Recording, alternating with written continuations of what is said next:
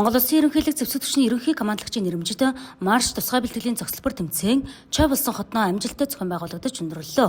Тэмцээнд Талхырын бүсийн хилийн цэргийн 6 ангийн тамирчид оролцож, эрэгтэй 1-р байрыг хилийн цэргийн техник 132 дугаар анги, за эмэгтэй баг тамирчдын 1-р байрыг мөн хилийн цэргийн техник 132 дугаар анги тэргүүллээ. За харин шилдэг бүлгийн 1-р байранд хилийн цэргийн техник 146 дугаар анги, 2-р байранд хилийн цэргийн тег 275 дугаар анги, 3-р байранд хилийн цэргийн тег 306 дугаар анги тус шалгарлаа. Хэл хамгаалах байгууллагын хэмжээнд зохион байгуулагдсан марш тусгай бэлтгэлийн зохицолбор мөн шилдэг бүлгийн авраг шалгарах тэмцээн маань 2 өдөр зохион байгуулагдаж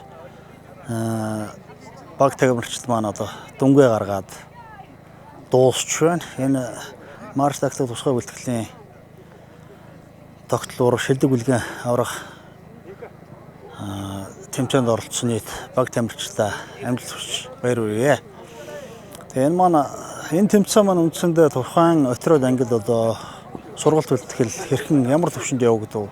Энийг үнэлцэгнэдэг маш өндөр ач холбогдолтой тэмцээн байдаг. Зүүн бүсийн маань одоо баг тамирчид маань 6 отролын бүрэлдэхүүн шилдгээ шалгаруулан оролцлоо.